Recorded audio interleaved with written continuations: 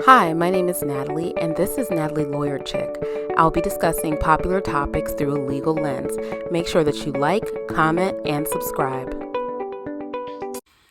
Hey YouTube, how's it going? My name is Natalie. I'm a criminal defense attorney. I've been a criminal defense attorney for over 10 years now. And if you are new to the channel, welcome. Please hit the subscribe button. Please also hit the like button if you like what you see. We are on the road to 40,000 subscribers. If you're a returning viewer, thank you guys so much for all the support and the video suggestions. It's what keeps the channel going. So I really appreciate it. This one came highly requested from many of my viewers. In this video, you are going to see an altercation that occurred in June of 2020 in a Pier 1 in Jacksonville, Florida. I'm not going to give too much away. I'm just going to let you guys see for yourselves what exactly happened. Do you really need this? What do you want to do? Post it for you? How about that? Good. I think I'll get real close to you and cough on you then. How's that?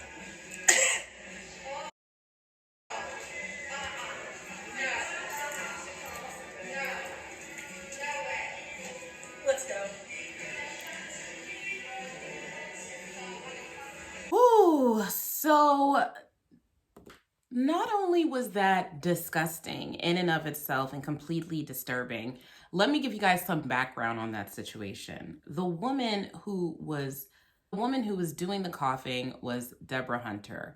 And in June of 2020, at the height of the panorama, she went into the Pier 1 store and was upset that they would not accept a vase that she wanted to return. I think that she wanted a return on it, but didn't have the physical vase with her or something like that. And she was upset that she wasn't getting what she wanted out of the store employees. So she was charged with the assault, and fast forward to April of 2021, Ms. Hunter comes up for sentencing after she pled guilty to the assault charge. The prosecution, because of Ms. Hunter's lack of a criminal record, was asking for community service, probation, and a suspended sentence, meaning that she would not go to jail. Now, a defendant has the right at sentencing to speak for themselves and give what's called allocution, which is a statement to be given to the court asking for leniency in the sentence to be imposed.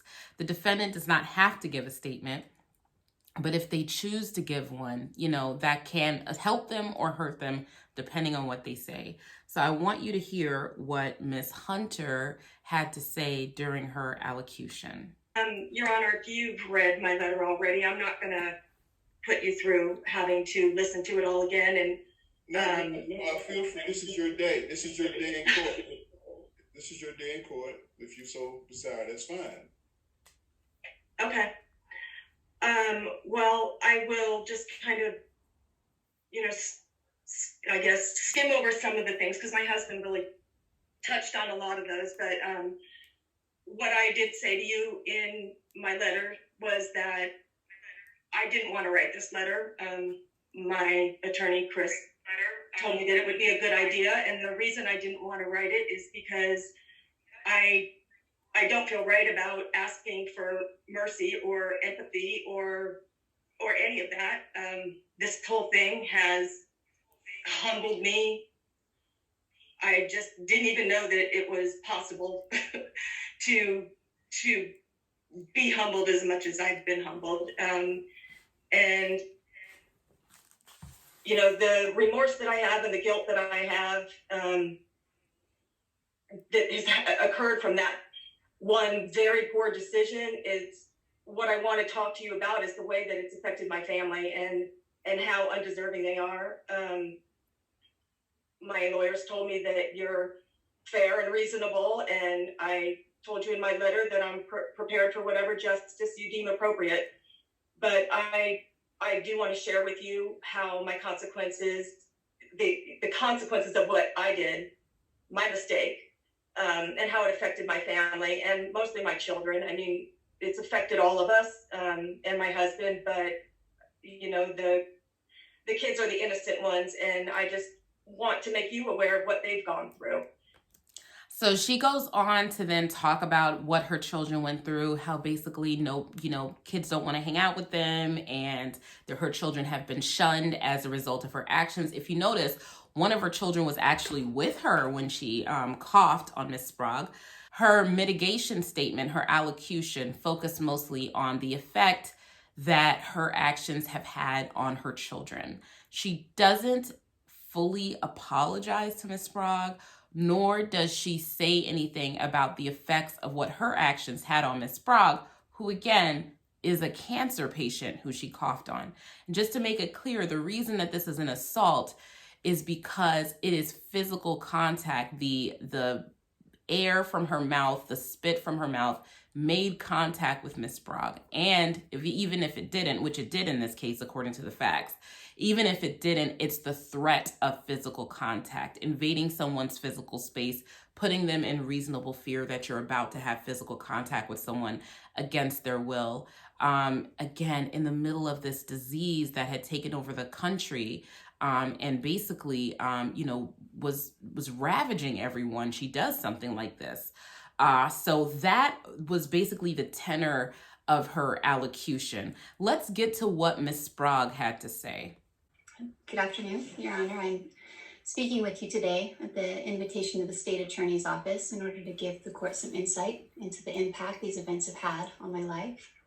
And I hope that my statements will aid the court in the sentencing process.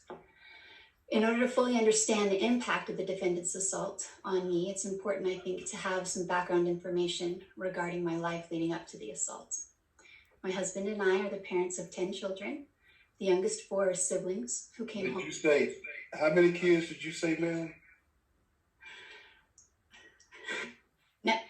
Now I wonder if I should admit it.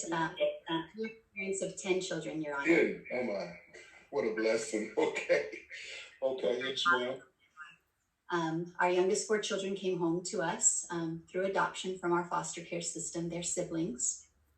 And the day following the finalization of our adoption, I was diagnosed with a brain tumor.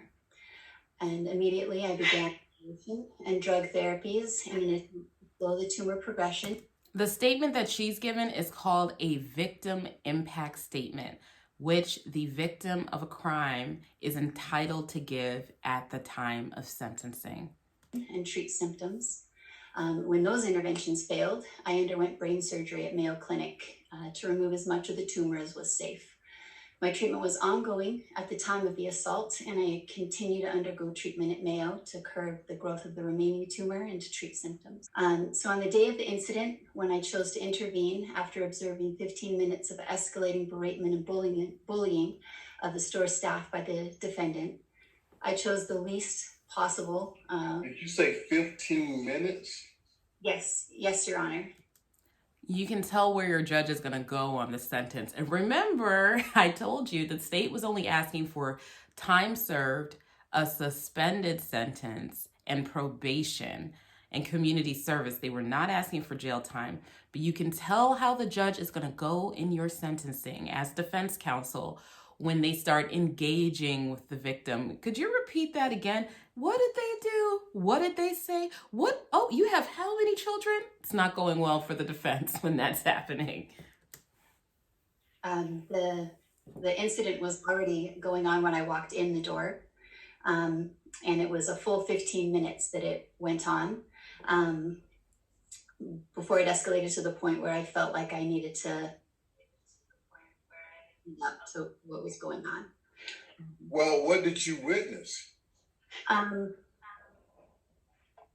When I first came in, I noticed just and that had my attention, and there was a bit of an argument at the register, someone trying to make a return, and soon it became apparent that those children belonged to the person who is Ms. Hunter, who was at the register trying to return an item.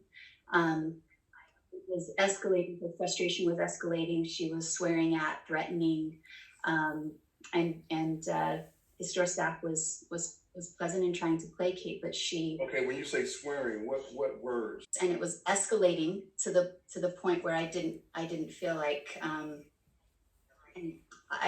I could just leave it be and walk out of the store and shake my head.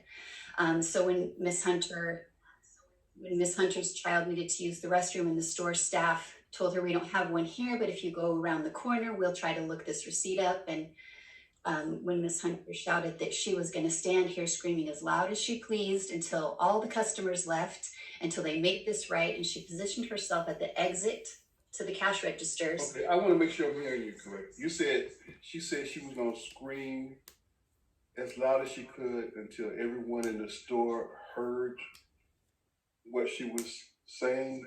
They've been trying to calm her down, that she was upsetting others.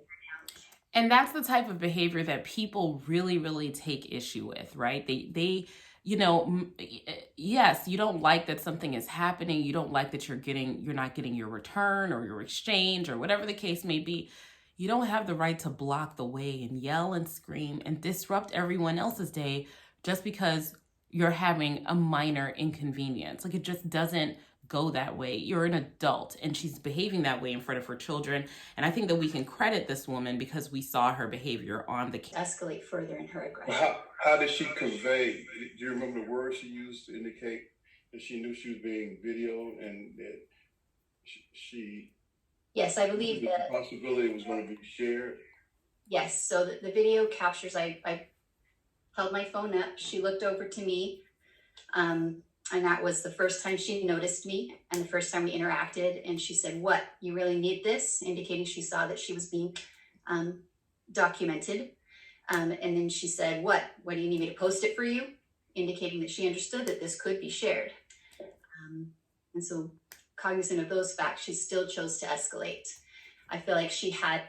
This is a very eloquent, intelligent woman.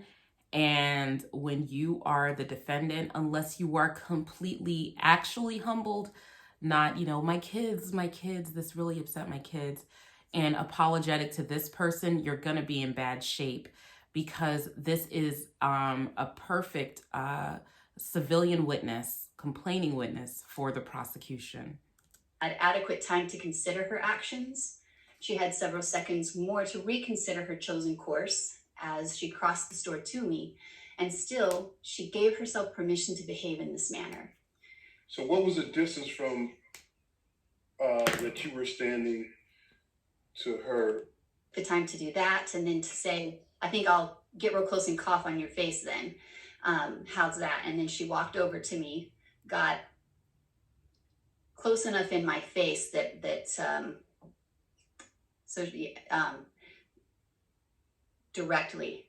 in my face and coughed.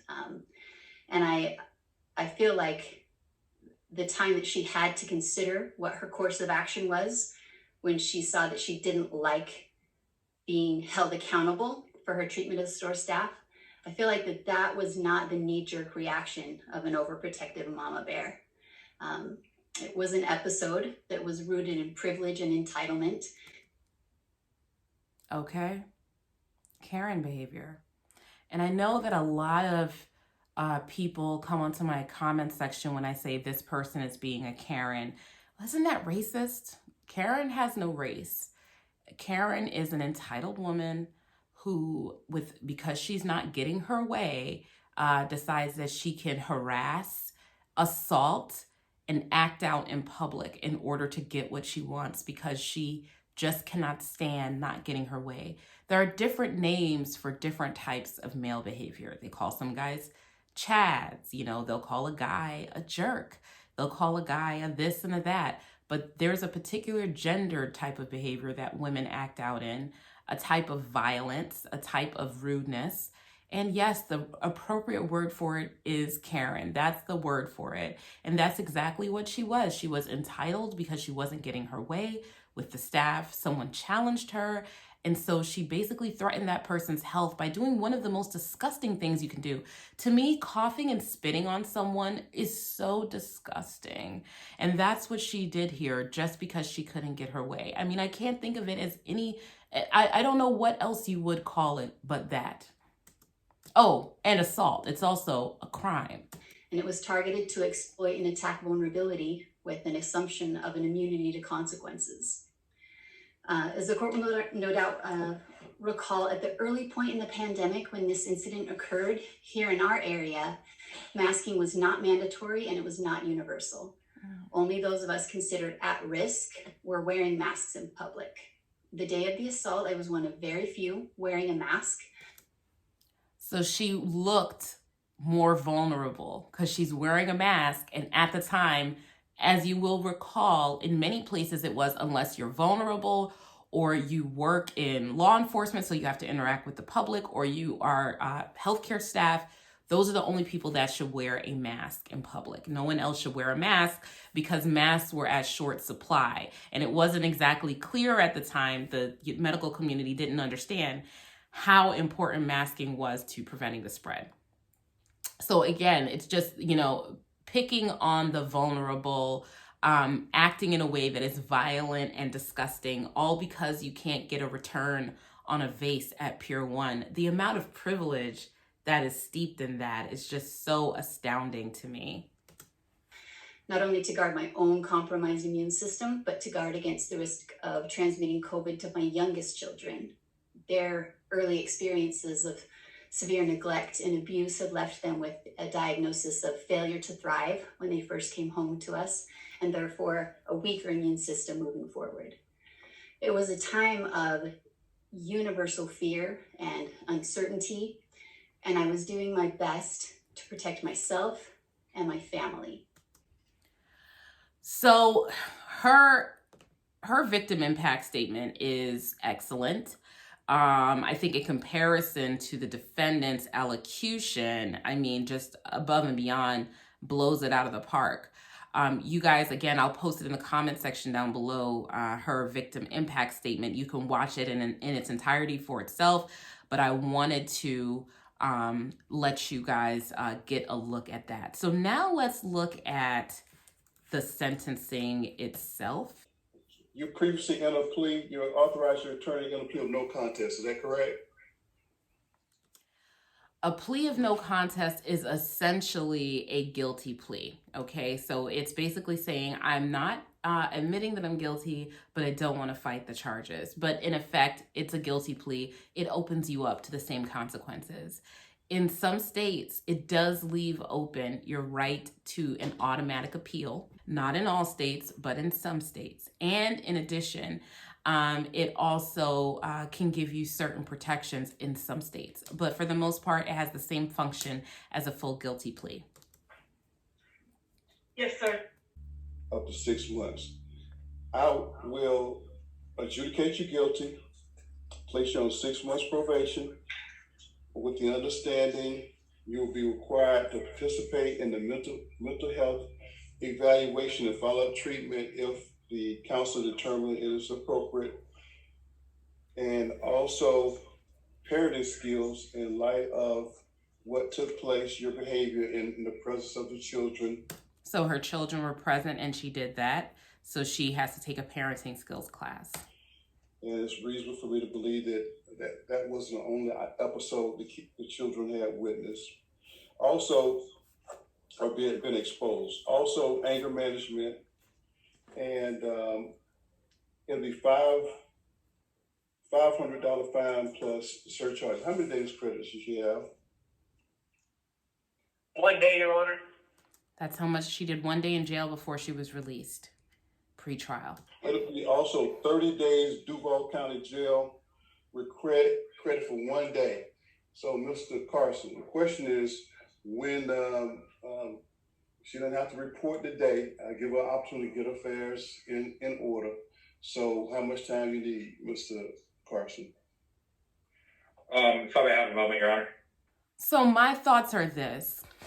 If she had shown just some remorse for what she had done, to me, she said I am. She did say she was remorseful, but she didn't appear to be actually remorseful. It's not a question of guilt or innocence here because it's caught on video what she did. And again, coughing on someone is definitely an assault. So if she had shown just a tad bit of remorse for her behavior, I don't think the judge would have thrown her in jail, especially as a first-time offender. But the lack of remorse, the fact that her children were present, or one of her children was present, the fact that the woman ended up being a cancer patient, the fact that it was completely unprovoked behavior, I think certainly justified sending her a message of 30 days in jail. I think a suspended sentence would have been inappropriate given the facts of this case. But I want to know what you guys think. Do you think that she should have gotten jail time, a suspended sentence? It seems like she could have gotten up to 6 months in jail. Do you think she should have gotten the maximum? What do you guys think? Let me know in the comment section down below, and I'll talk to you later. Bye.